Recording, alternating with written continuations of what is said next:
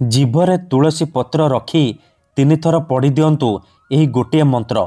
जेउ झियो बा विवाहिता नारी को चाहिए ताकू अति सहजरे पटई पारिबे। आज्ञा हाँ, तुलसी पत्र रे तंत्र मंत्र बशीकरण आपण माने जानिथिबे, किंतु आजिर एही भिडियोटी रे मु आपनकु शिखेइबी केवल गोटिए तुलसी पत्र रे झियो पटईबा पई बशीकरण विद्या, नारी मोहिनी बशीकरण विद्या, जार प्रयोग रे आपण सुंदरी सुंदरी झियो बा सुंदरी विवाहिता नारी को पटई पारिबे आउ ताठारु निजर मन मुताबक काम हासिल करि पारिबे।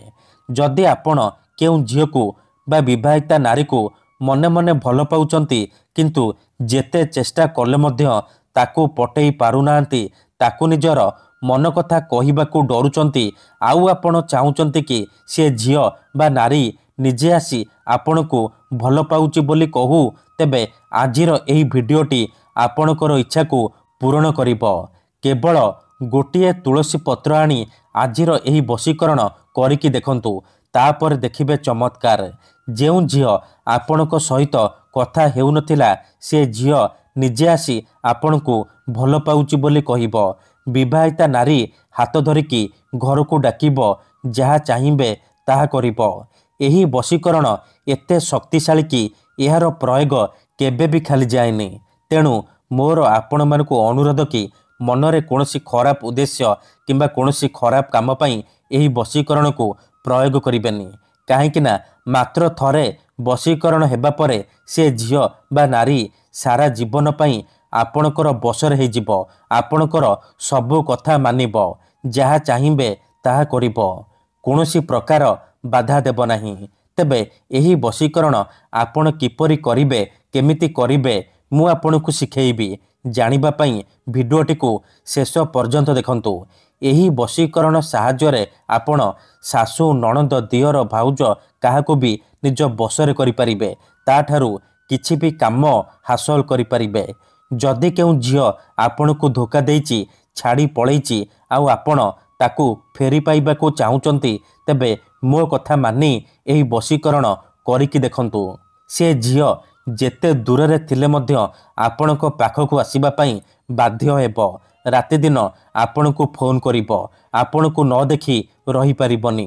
तेबे एही बशीकरण विधि को आपण केवल सोमवार दिन करिबे, राति रे सोइबा पूर्वरु करिबे। प्रथमे आपण कोन करिबे, सोमवार दिन गोटिए तुलसी पत्र आनिबे, तापरे जेतेबेले राति रे सोइबा पई जिबे भल भाबरे हाथ गोड़ धोईकी पूर्व दिगकू मुह करिकी बसी पड़िबे।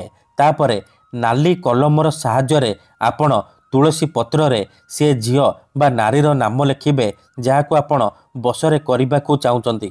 देखंतु मनेकर आपण जेउ झियो को बसरे करिबाकू चाहुचंती तार नाम हेउची लिपि, तेबे आपण तुलसी पत्र रे लिपि लिखिबे। तापरे से तुलसी पत्र को जीभ तले रखिबे, तापरे एही शब्द को 3 थर पढ़िबे।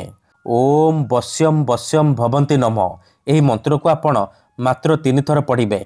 3 थर मंत्र पढ़ी सारिबा परे जीभ तळु तुलसी पत्र काढ़िबे, तापरे से तुलसी पत्र को तकिया तले रखिकी सोई पड़िबे।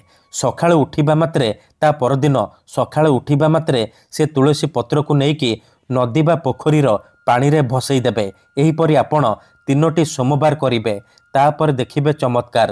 जेउ झियो बा विवाहिता नारी पई आपण एही बशीकरण करिथिबे, सिए आपणक आड़कू एमिति आकर्षित हेबो कि आपण भाबी पारिबेनी।